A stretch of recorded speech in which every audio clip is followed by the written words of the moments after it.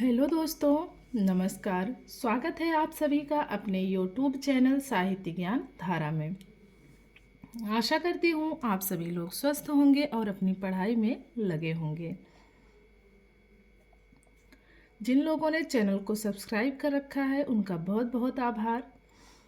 और आप लोग अपने दोस्तों को भी चैनल से ज़रूर जोड़िए अगर आप लोगों को वीडियो अच्छी लगती हो तो कवियों की श्रृंखला में बिना किसी देरी के आज हम लोग पढ़ेंगे नरेश मेहता के बारे में। नरेश मेहता का जन्म सन 1922 को शाजापुर मध्य प्रदेश में हुआ। नरेश मेहता सन 1942 में भारत छोड़ो आंदोलन में सक्रिय रूप से भाग लिया। नरेश मेहता अज्ञेय के दूसरे तार सप्तक के कवि हैं। नरेश मेहता ने चौथा संसार इंदौर से प्रकाशित पत्रिका का संपादन किया। तो चौथा संसार इसका संपादन किया नरेश मेहता ने। और प्रकाशित कहाँ से हुई यह पत्रिका? तो इंदौर से हुई। नरेश मेहता की रचना संशय की एक रात 1962 ईस्वी नाट्य शैली में लिखी लंबी कविता है। इस कविता में राम के मन में उत्पन्न संशय को चित्रित किया गया है। तो ध्यान रखेंगे, इस कविता में राम के मन में उत्पन्न संशय को चित्रित किया गया है, क्योंकि कभी कभी वर्ण विषय भी पूछ लिया जाता है।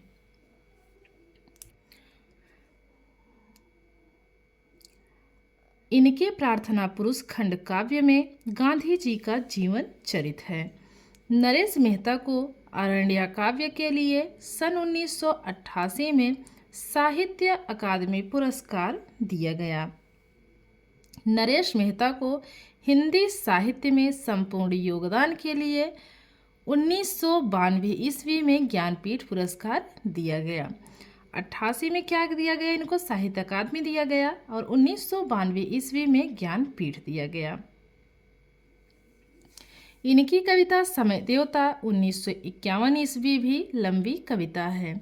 और जो यह समय देवता है, यह कविता मेरा समर्पित एकांत काव्य संग्रह में संकलित है। इस कविता को नरेश मेहता ने नई कविता की पहली लंबी कविता कहा है। इस कविता में विभिन्न देशों की सांस्कृतिक व राजनीतिक गतिविधियों का चित्रण हुआ है। नरेश मेहता की जीवनी उत्सव पुरुष नाम से महिमा मेहता ने लिखी। महिमा मेहता कौन थी? नरेश मेहता की पत्नी थी और उन्होंने अपने पति की जीवनी उत्सव पुरुष के नाम से लिखी। अब बात करते हैं नरेश मेहता की काव्य रचनाओं की। मन पाखी सुनो, बोलने दो चीड़ को, संशय की एक रात 1962, मेरा समर्पित एकांत, महाप्रस्थान 1975 ईस्वी, शबरी, तुम मेरी मौन हो, अरण्या 1985 ईस्वी, प्रार्थना पुरुष 1985 और चैत्या। तो ये सभी इनकी काव्य विधाएं हैं। किसकी? नरेश मेहता की। अब बात करते हैं इनके उपन्यास की। डूबते मस्तूल 1954 ईस्वी, यह पथबंधु था 1962 ईस्वी, धूमकेतु एक श्रुति 1962 ईस्वी, नदी यशस्वी थी, दो एकांत, उत्तर कथा 1982 ईस्वी और उत्तर कथा के कुल 2 भाग हुए। तो ऐसा भी पूछा जाता है, रचना का नाम दे दिया जाता है और पूछ लिया जाता है कि इसके कितने भाग हुए। तो इसलिए ये भी याद रखना जरूरी है। अब बात करते हैं इनकी प्रसिद्ध कहानियों की। इनकी प्रसिद्ध कहानियों में कौन कौन सी है? अनवीता व्यतीत, एक समर्पित महिला 1963 ईस्वी, तिस्रक्षिता की डायरी, निशा जी, वह गई थी, श्रीमती मास्टन। तो ये सभी इनकी प्रसिद्ध कहानियां हैं। अब बात करते हैं कहानी संग्रह की। इनकी कहानी संग्रह है तथापि 1961 ईस्वी, एक समर्पित महिला, जलसा घर। नाटक की बात करें तो नाटक हैं सुबह के घंटे 1956 ईस्वी, खंडित यात्राएं 1962 ईस्वी। यात्रा संस्मरण, साधु चले न जमात 1991 ईस्वी, कितना अकेला आकाश 2003। आत्मकथा की बात करें तो इनकी आत्मकथा है हम अनिकेत 1995 ईस्वी। इनकी आत्मकथा है हम अनिकेतन 1995 ईस्वी। अब देख लेते हैं इनसे बनने वाले महत्वपूर्ण प्रश्नों के बारे में। आज का पहला प्रश्न है, नरेश मेहता का जन्म कब हुआ? विकल्प है 1924, 1926, 1921 या फिर 1922। तो इनका जन्म हुआ है 1921 ईस्वी में, 1922 में। नरेश मेहता का जन्म हुआ है 1922 ईस्वी में।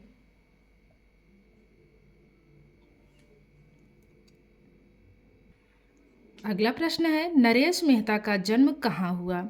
औराही हिंगना अररिया बिहार, शाजापुर मध्य प्रदेश, झगरपुर उन्नाव उत्तर प्रदेश, सिवान कला बलिया उत्तर प्रदेश। तो इनका जन्म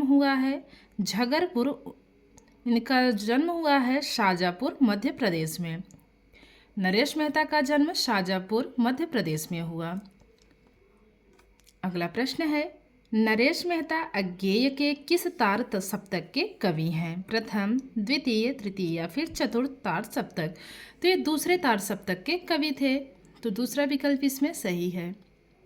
अगला प्रश्न है, नरेश मेहता ने किस पत्रिका का संपादन किया था? संगम, बालक, चौथा संसार या फिर भारत मित्र। तो चौथा संसार, तीसरा विकल्प हमारा सही है। अगला प्रश्न है, चौथा संसार पत्रिका कहाँ से प्रकाशित होती थी? शाजापुर, जबलपुर, झांसी या फिर इंदौर। तो इंदौर से होती थी। नरेश मेहता की नाट्य शैली में लिखित लंबी कविता कौन सी है? संशय की एक रात, बोलने दो चिड़ को, अरण्या, प्रार्थना, पुरुष। तो संशय की एक रात को माना जाता है इनकी लंबी कविता। पहला वाला विकल्प इसमें सही है। अगला प्रश्न देखते हैं, संशय की एक रात कविता का नायक कौन है? कृष्ण, भीष्म पितामह, राम या फिर युधिष्ठिर। तो वो है राम, तीसरा विकल्प सही है। अगला प्रश्न है, नरेश मेहता के किस काव्य में गांधी जी का जीवन चरित है? महाप्रस्थान, बोलने दो चिड़ को, अरण्या या फिर प्रार्थना पुरुष। तो प्रार्थना पुरुष हमारा चौथा विकल्प इसमें सही है। अगला प्रश्न है, नरेश मेहता को किस काव्य के लिए साहित्य अकादमी पुरस्कार दिया गया? महाप्रस्थान, बोलने दो चिड़ को, अरण्या या फिर प्रार्थना पुरुष। तो अरण्या के लिए इन्हें साहित्य अकादमी पुरस्कार दिया गया। नरेश मेहता को साहित्य अकादमी पुरस्कार किस वर्ष दिया गया? 1986, 1984, 1988 या फिर 1989। तो नरेश मेहता को अरण्या के लिए 1988 में साहित्य अकादमी पुरस्कार दिया गया। अगला प्रश्न है, नरेश मेहता को ज्ञानपीठ सम्मान कब मिला? 1992, 1993, 1994 या फिर 1995। तो 1992 में मिला। नरेश मेहता को किस रचना के लिए ज्ञानपीठ पुरस्कार से सम्मानित किया गया? विकल्प है महाप्रस्थान, अरण्या, संशय की एक रात या फिर संपूर्ण साहित्य के लिए। तो नरेश मेहता को ज्ञानपीठ पुरस्कार संपूर्ण साहित्य के लिए मिला था। और कब मिला था? तो 1992 ईस्वी में। 88 में इनको साहित्य अकादमी पुरस्कार दिया गया था अरण्या के लिए, और संशय की एक रात के लिए इन्हें, और इनको जो है संपूर्ण साहित्य के लिए ज्ञानपीठ पुरस्कार दिया गया था 1992 ईस्वी में। तो 88 में साहित्य अकादमी दिया गया और 92 ईस्वी में ज्ञानपीठ दिया गया। इस बात का विशेष ध्यान रखेंगे। अगला प्रश्न है, नरेश मेहता ने नई कविता की पहली लंबी कविता किसे माना है? काठ की घंटियां, समय देवता, संशय की एक रात या फिर नाटक जारी है।